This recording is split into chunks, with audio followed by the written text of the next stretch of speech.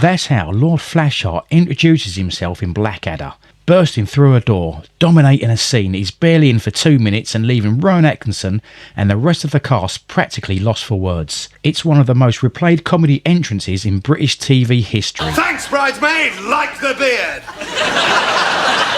Gives me something to hang on to! But by the time Rik Mayall threw himself through the door as Flashheart, he'd already spent over a decade reshaping British comedy.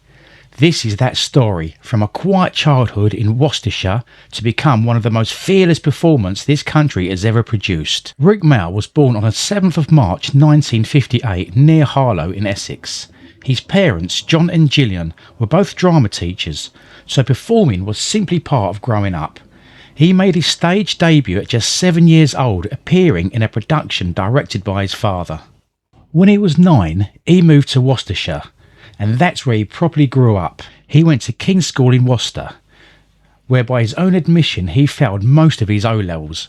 But in 1975 he headed to the University of Manchester to study drama, and that's where the revolution began. It was there he met Adrian Edmondson, two young rebellious minds who clicked instantly and started performing together. Ben Elton, a fellow student, later recalled Rik performing at a university comedy night, just a 20-year-old saying, "Hi, I'm Rik Mayall," and getting huge laughs purely from the sheer, unadulterated swagger he carried it off. Everybody could already tell he was going to be something special. Now what I think is that if the kids are united, we will never be divided. Did you see that? In 1980, Rik and Ade took their double act 20th Century Coyote to a club that would change the cultural landscape, the Comedy Store in London. This was the birthplace of alternative comedy, raw, aggressive and confrontational, and it was the exact opposite of all the gentle sitcoms that had dominated British TV for decades. Performing solo between sets, Rik created a character that would define an era, a pompous, self-styled, anarchist poet, utterly convinced of his own genius and utterly unaware of how ridiculous he sounded. He called him Rik. Yeah, but if you're not into poetry, then you've come to the wrong place. Right. Pardon? Right. No, for the angry poems. And the first poem's one of my angriest of all, and it's called Theatre. Ah, that's got him. Alongside Rik and Ade at the Comedy Store were Alexis Sal, Dawn French, Jennifer Saunders and Nigel Planer. This group was so good they opened their own venue, the Comic Strip, and it became the breeding ground for an entire generation of British comedy. Before the young ones, before Flashheart, before any of it, there was Kevin Turvey. A Kick Up the 80s was Rik's first break in TV, broadcast on BBC Two from September 1981, and the character he brought to it was unlike anything else on British TV at the time. Kevin Turvey was a self-styled journalist from Redditch in the West Midlands, who still lived with his mother, wore a shapeless blue anorak, and whose weekly investigations amounted to a little more than an overexcited, rambling, uninformed monologue delivered straight to camera, providing absolutely no insight into the subject matter whatsoever. This week I've been investigating the media. It hasn't been much of an investigation. Only took me about 4 hours to look it up in the dictionary, that's all. Because it's quite near the back, you know, it's quite a long book, you know. And it's, all it means is like television and newspapers, that's all. So I didn't have anything to do for the rest of the week. What made it work was the same thing that would define every Rik Mayall character that followed. He played it completely straight. Kevin Turvey was never in on the joke. He genuinely believed he was doing important journalism. Kevin Turvey wasn't just a character, he was a prototype. Proof that Rik Mayall could hold the camera's attention with nothing more than a shapeless anorak and complete, unshakable conviction. By 1982, the BBC came calling. Rik, Lisa Mayer and Ben Elton wrote a sitcom drawing directly on their energy and called it The Young Ones. Rik played Rik, borrowed straight from his Comedy Store character. Ade played Vivian, a violent punk medical student. Nigel Planer played the hippie Neil, and Christopher Ryan played Mike, supposedly the cool one. It shouldn't have worked. Slapstick violence, puppets, surreal plot twists, live bands crammed into a sitcom about 4 students sharing a house. But it worked fantastically because underneath the chaos was something British TV hadn't really seen. Once the young ones made him a household name, Rik started turning up in other people's shows and stealing them outright. Lord Flashheart becomes so beloved that he returned years later as Squadron Commander Lord Flashheart in Blackadder Goes Forth. Mind if I use your phone? If word gets out that I'm missing, 500 girls will kill themselves. I wouldn't want them on my conscience. Not that they ought to be on my face. Rik even designed Flashheart's costume himself and reportedly only agreed to take the role in the first place on one condition: that he got more laughs than Rowan Atkinson. Last person I called darling was pregnant 20 seconds later.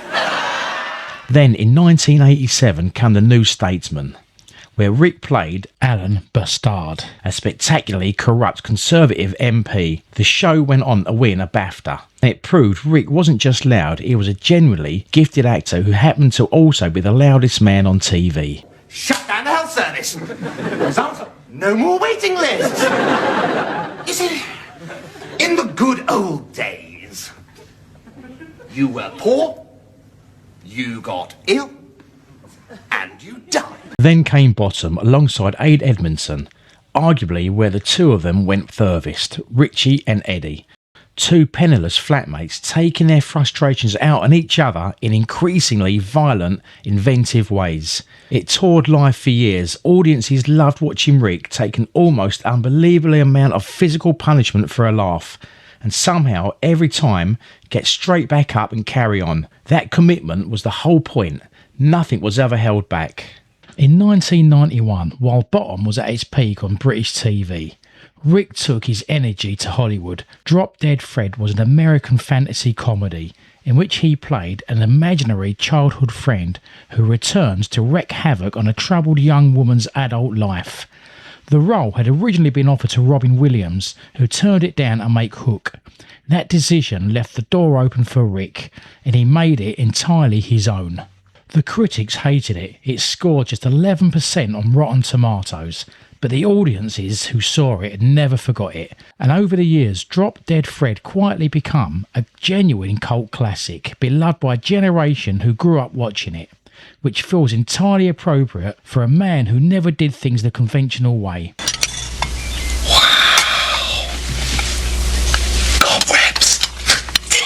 Then in 1999 came Guest House Paradiso, essentially Bottom transplanted into a crumbling seaside hotel with Rik and Aid taking their personal comedy to new extremes. It was chaotic and completely committed. In other words, exactly what you'd expect.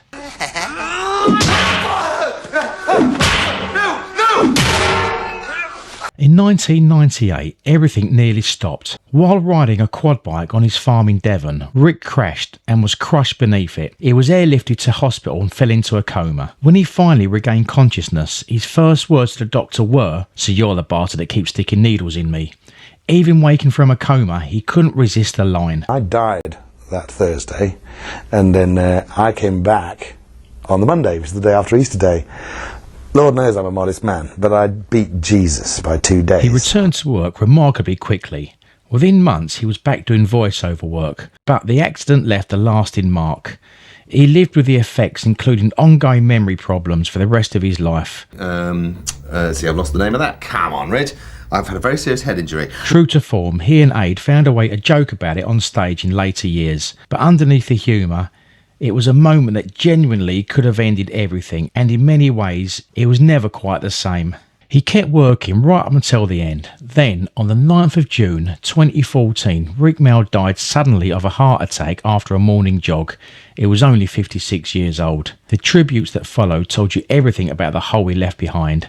Aid Edmondson, his oldest friend, said, "There were times when Rik and I were writing together when I almost died laughing. They were some of the most carefree, stupid days I ever had, and I feel privileged to have shared them with him." Then, with the kind of dark, loving humour only Rik would have appreciated, he added, "And now he's dead for real, without me, selfish bastard." I think of the writing room all the time. We spent more time in the writing room than anywhere else, and I remember just laughing like drains.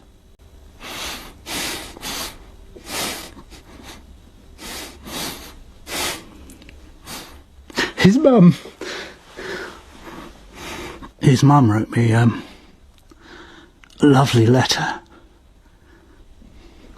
I wrote to her after he died, and she wrote back saying all she could remember was us just she could see us out in the garden in a couple of deck chairs, just laughing and laughing and laughing. Could never tell what was quite so funny. Oh. More than a decade on, new generations are still discovering the young ones for the first time, still quoting Bottom, still watching Flashheart detonate onto their screens and wondering who on earth was this man. Rik Mayall spent his entire career throwing himself completely into every moment, never holding back, never playing it safe. He gave everything every time because that's simply who he was. There will never be another Rik Mayall, and somehow that feels exactly right because some people aren't meant to be repeated, they're meant to be remembered.